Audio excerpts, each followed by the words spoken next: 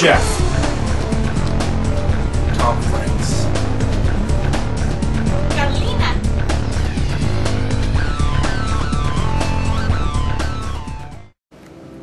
Hello. Welcome once again. Today we are going to define Gardner's theory of multiple intelligences. We are going to interview some people and see why these are such a defining thing to include in your lesson plans and how you may implement them, all seven of them, into your lessons. These seven intelligences include verbal, mathematical, spatial, kinesthetic, self-reflective, interpersonal, and musical.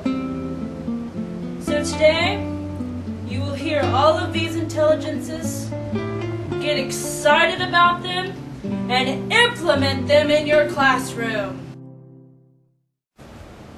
Verbal.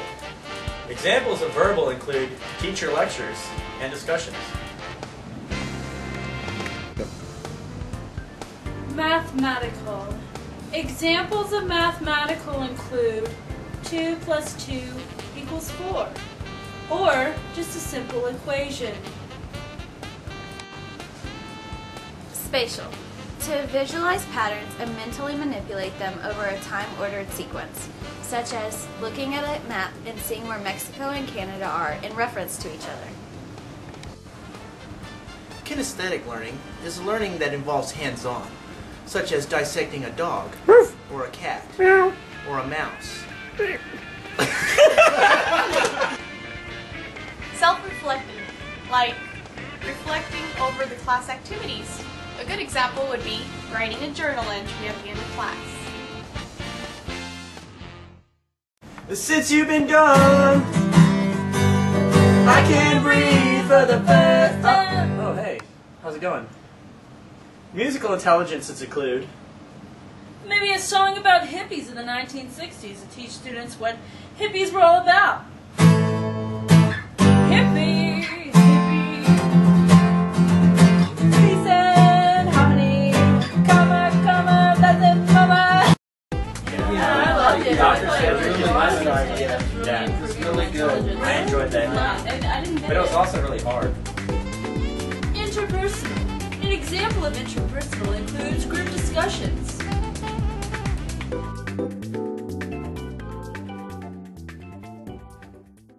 Hi, today I'm with Brooke. And what grade are you in? I'm going to be a sophomore at Monterey. Okay. How do you learn best? Hands-on group activities. Okay, so you're more of a kinesthetic, interpersonal learner. Yes. And who is your favorite teacher, either in middle school or up to this point in high school? It was Mr. Cervantes, and he taught history, and we would actually act out some events in history, and we would learn much better with that. Okay. Who is your least favorite teacher and why? Mrs. Wigginton, she was my science teacher, and she would just lecture on, and she wouldn't really do stuff with us, and we wouldn't really learn well. Thank you very much. Now, Brooke is a kinesthetic interpersonal learner. So her science teacher used a more verbal approach. So in order to cater to learners like her, you need to use strategies that involve interpersonal and kinesthetic. And now I'm with Shelby. And Shelby, what grade are you in? I'm in 10th grade and I'm going to Monterey High School. And how do you learn best? I learn best visually and working with groups. And who is your favorite teacher? My favorite teacher was Coach Cervantes. He taught history and he let us work in groups a lot. And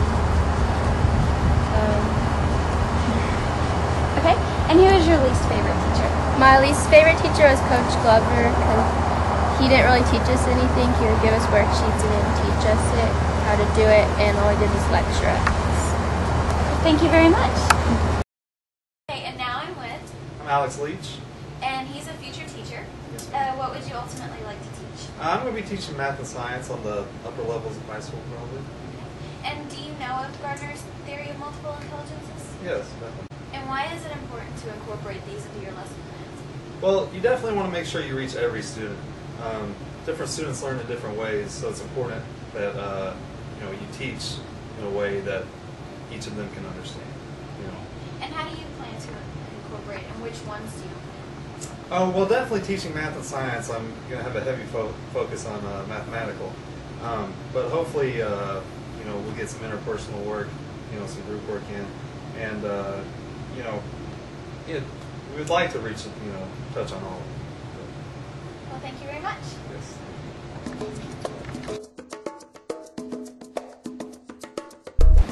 So in summary, we have defined Gardner's theory of multiple intelligences.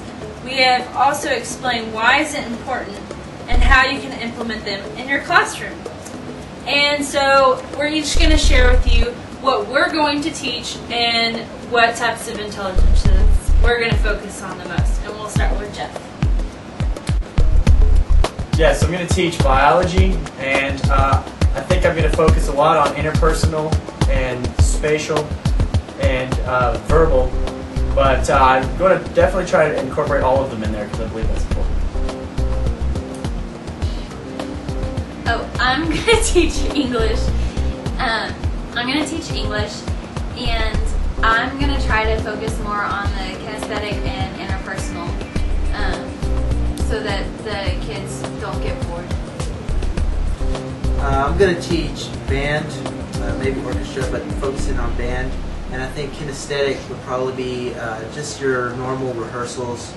And then also on verbal, explaining how to shape certain phrases and how to play certain notes for your ensemble.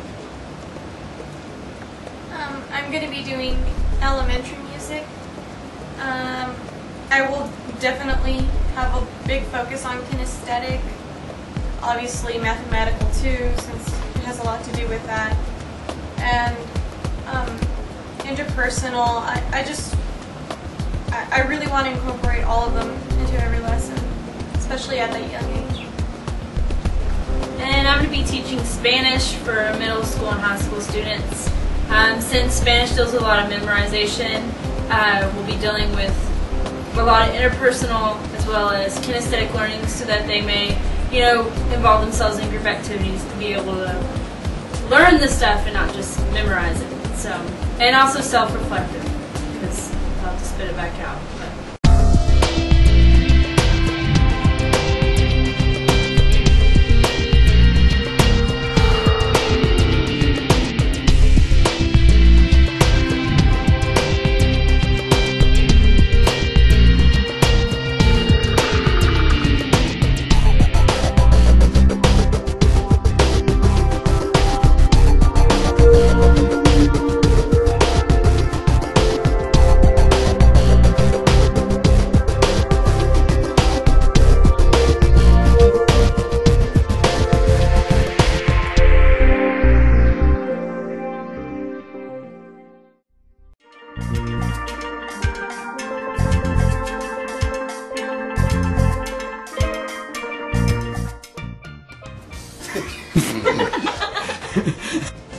We are going to show you how.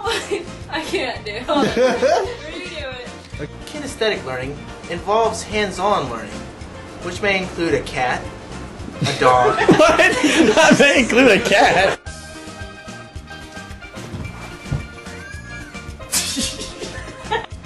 Verbal. Examples of verbal include teacher discussions. Kinesthetic learning involves hands-on learning, which may include dissecting a dog, a cat. Have a hand.